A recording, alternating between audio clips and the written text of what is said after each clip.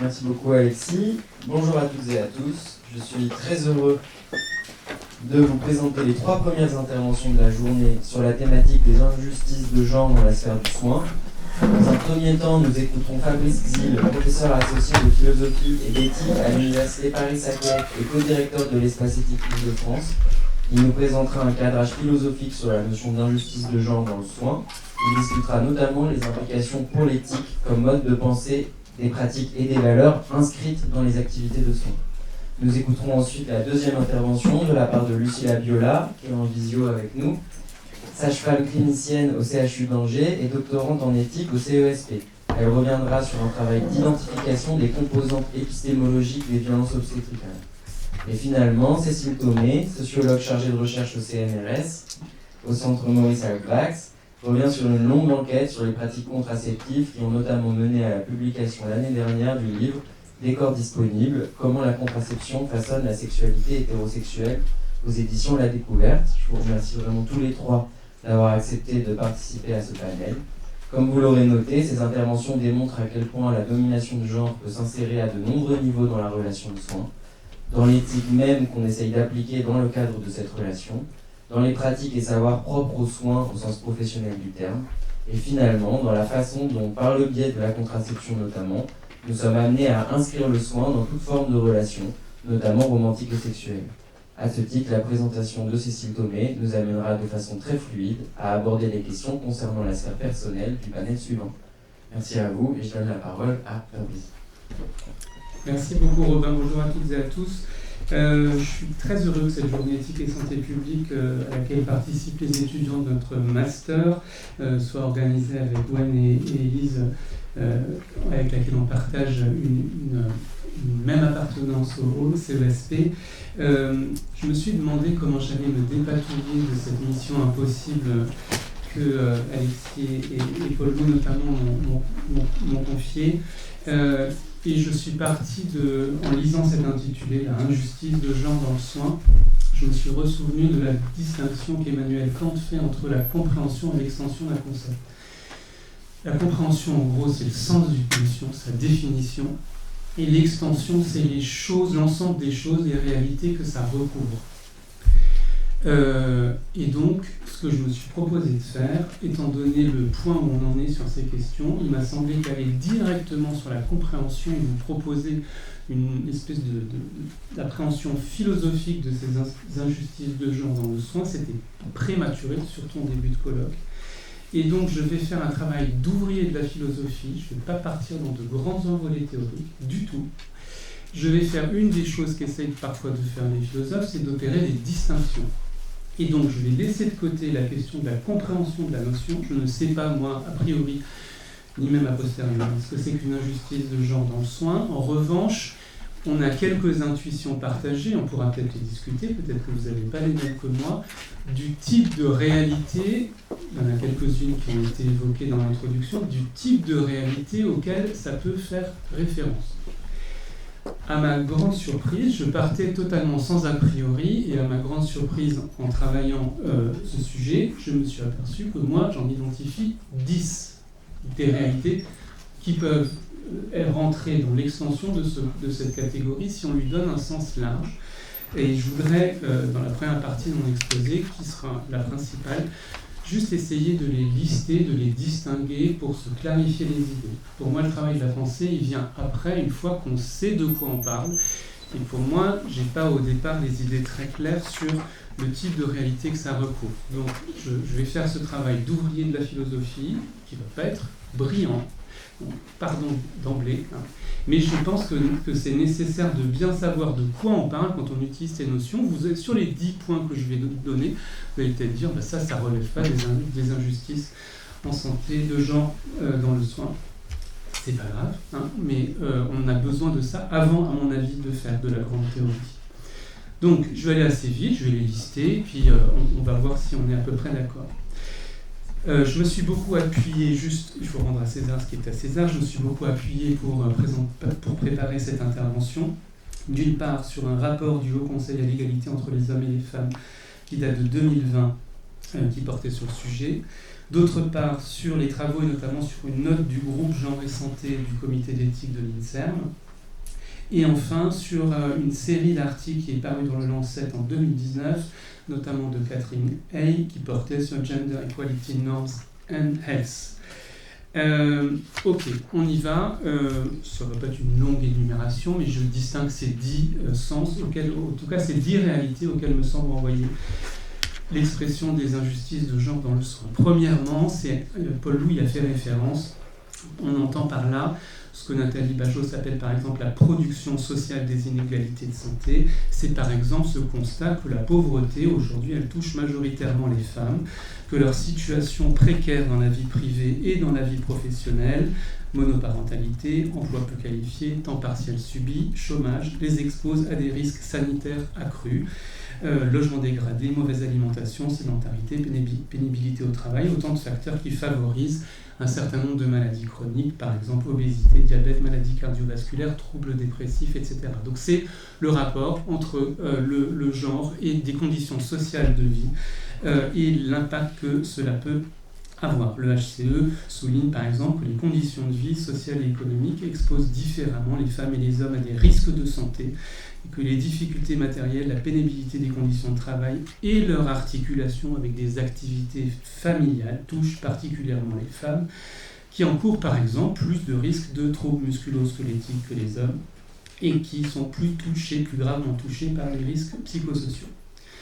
Premier sens. Deuxième sens, cette fois on n'est plus dans la survenue de problèmes de santé, on est dans la façon dont ils sont abordés par le système de santé. Ça touche plutôt à des inégalités ou à des injustices dans la prise en charge médicale, dans l'accès aux soins.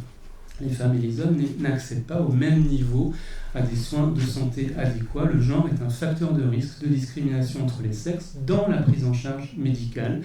Et on sait que les réponses des professionnels de santé, elles se construisent différemment selon le sexe de leurs patients.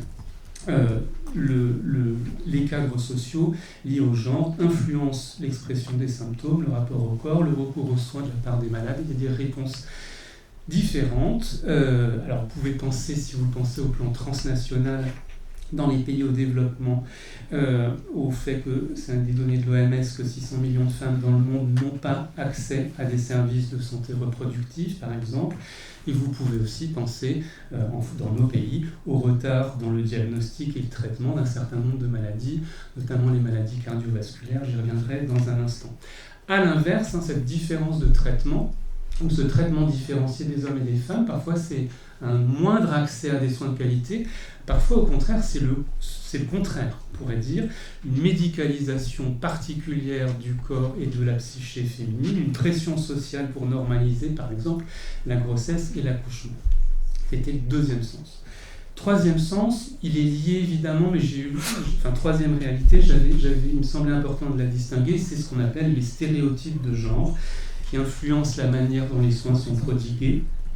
C'est les préjugés liés au genre qui sont, chez les médecins, chez les personnels soignants, susceptibles d'influencer l'interprétation des signes.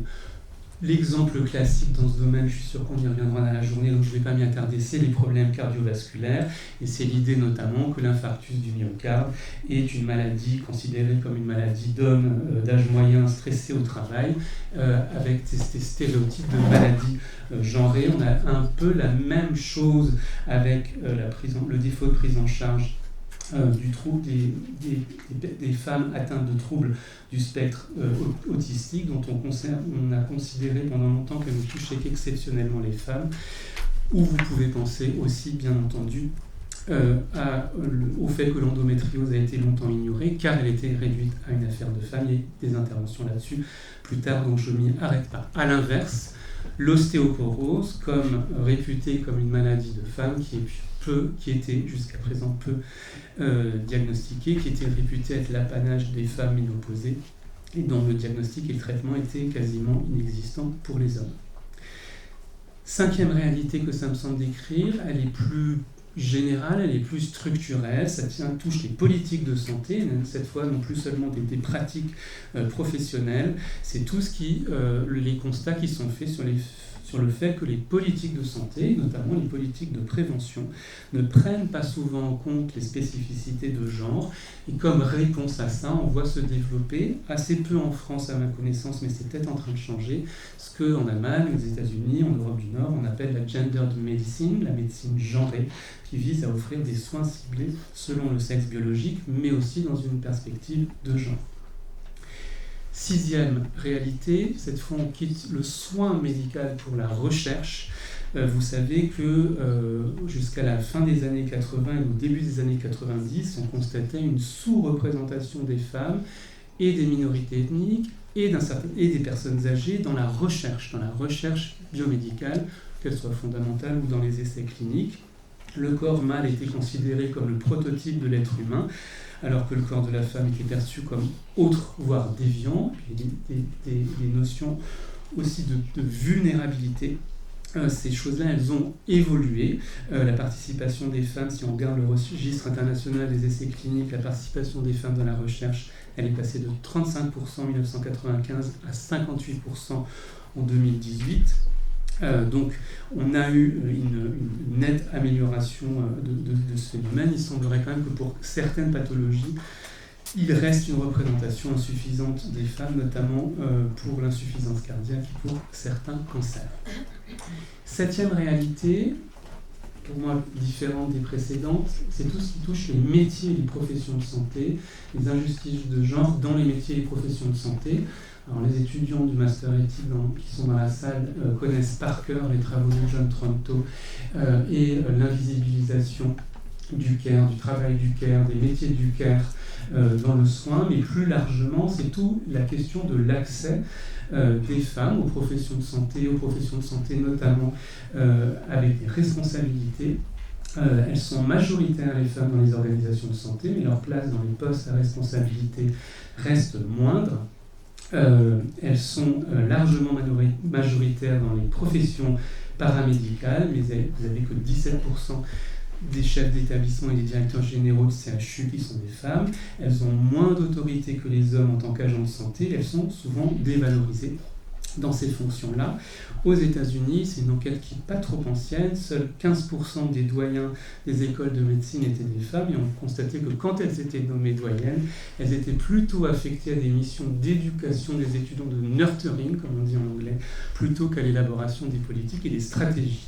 Autrement dit, cette 7e réalité, c'est l'idée, je reprends ici des termes qui sont présents dans l'article du Lancet que je vous ai évoqué, c'est l'idée que les normes restrictives liées au genre, elles sont ancrées et perpétuées dans les systèmes de santé, qu'elles dévalorisent le travail des femmes et leur capacité à effectuer un travail qualifié, et qu'elles maintiennent une norme selon laquelle les femmes soignent sans reconnaissance ni rémunération, ou presque, et les hommes soignent mais au sens de cure, et par conséquent méritent d'être formés et rémunérés pour leur travail.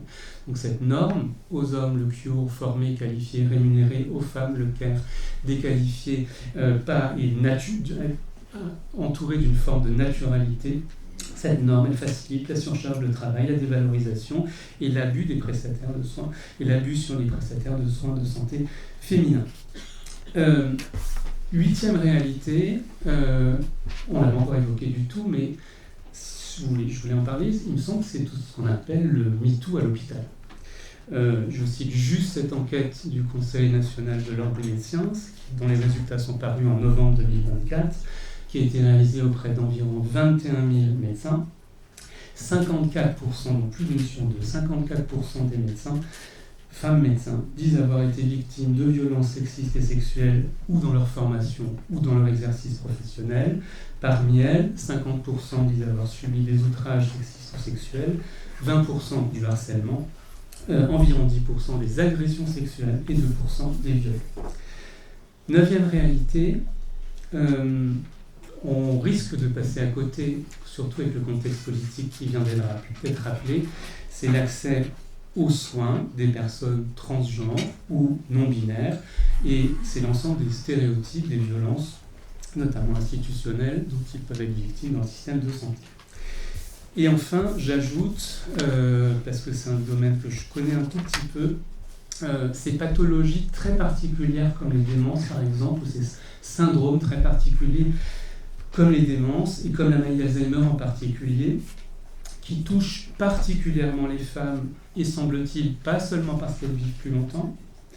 C'est sans doute lié, à l'heure actuelle, on a l'impression que c'est lié au travail des femmes, et que quand les femmes ont travaillé dans leur vie, et le fait que les femmes aient des générations qui sont en train d'arriver à l'âge où on est susceptible de faire une démence, la prévalence est en train de baisser, donc on a l'impression que le travail des femmes est protecteur.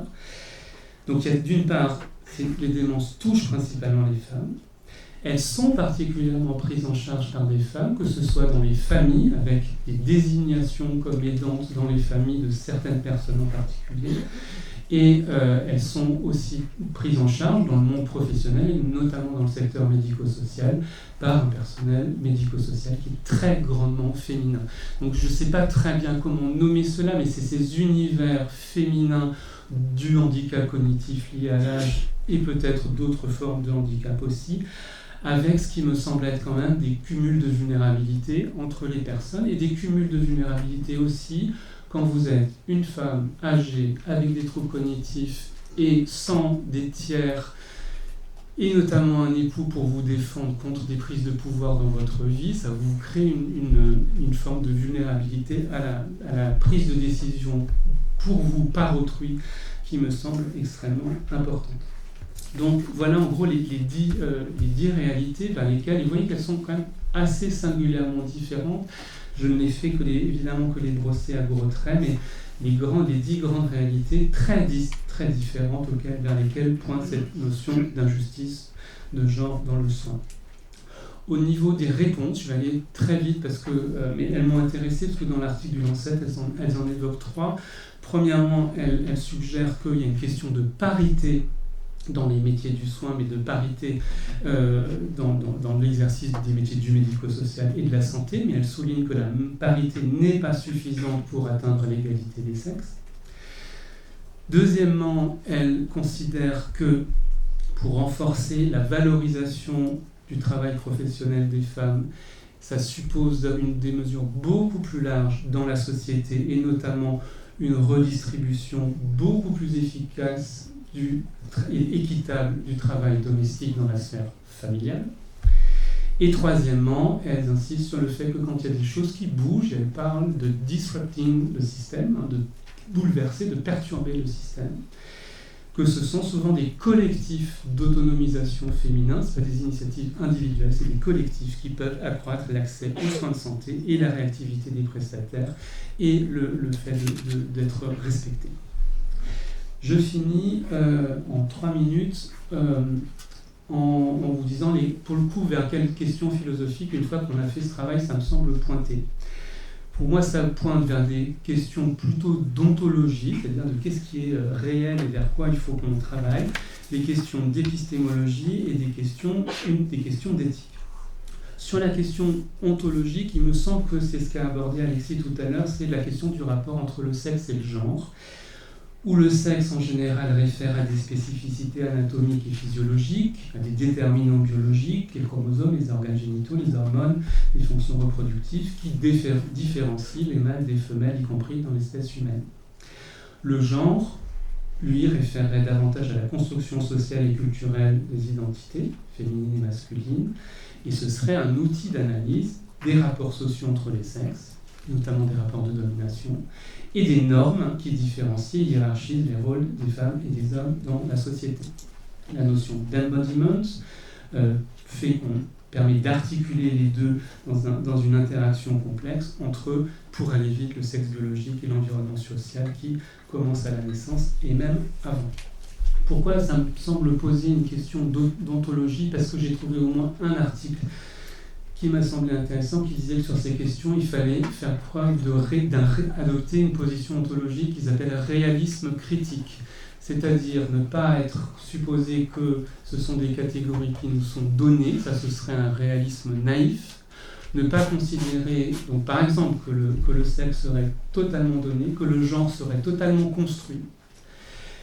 Et on voit poindre un certain nombre d'inquiétudes, notamment parmi les gens qui ont promu ce concept, avec le sentiment que l'usage du terme genre est en train de se banaliser, qu'on l'utilise notamment dans un certain nombre de textes législatifs à la place de sexe, mais sans du tout avoir en tête tout ce qu'il véhiculait au départ comme critique et comme dimension de perspective critique et politique.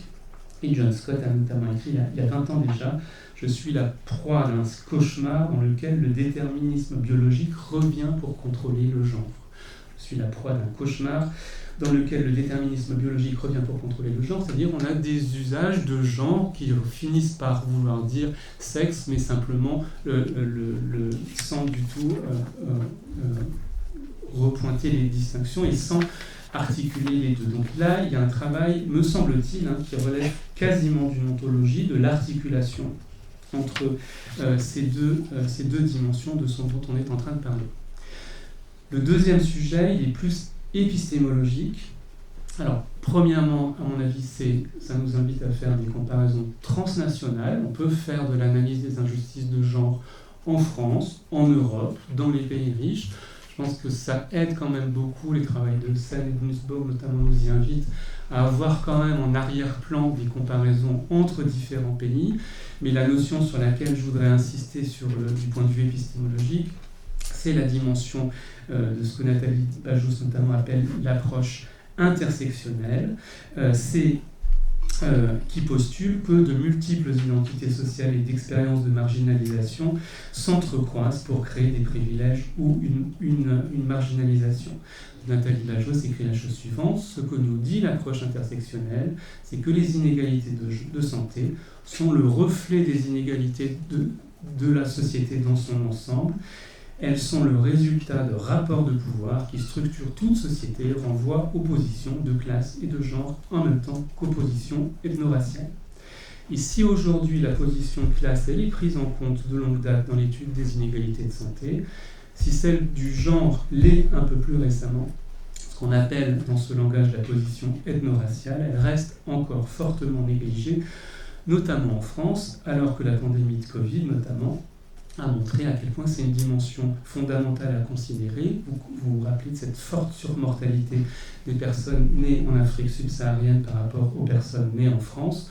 Pour Nathalie Bajous, ce n'est pas lié à une moindre propension de ces populations à adopter des pratiques préventives, c'est lié aux conditions de vie, densité des communes de résidence, densité d'occupation des logements, conditions de travail, utilisation des transports en commun, emploi de première ligne, particulièrement exposé au risque de contamination. Donc il me semble qu'épistémologiquement, une des questions est comment on fait travailler ces approches dites intersectionnelles. Enfin, d'un point de vue éthique, il me semble qu'on a là à faire, alors d'une part, il y a bien entendu à approfondir ce qu'on appelle les éthiques du care et les philosophies du soin, et notamment cette revalorisation de qualités morales telles que l'attention qui s'oppose à l'indifférence, à la négligence, au I don't care, à l'insouciance ou à l'invisibilité de certaines réalités.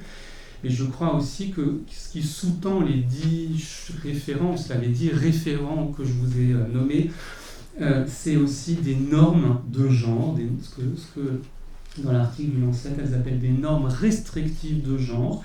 Par exemple, les hommes, c'est le cure, les femmes, c'est le care. Par exemple, les hommes sont dans une hypersexualité assumée, les femmes sont dans une passivité sexuelle qui justifie des comportements. Et donc là, il y a un travail éthique qui n'est pas le travail qu'on fait ordinairement en éthique, mais c'est essayer d'aller à la pêche à ces normes ancrées qui ancrent nos croyances et qui déterminent et qui justifient un certain nombre de comportements. Et c'est en les mettant au jour, ces normes, qu'on va pouvoir aussi critiquer ces comportements, ces attitudes, ces croyances. Merci beaucoup. Merci Fabrice.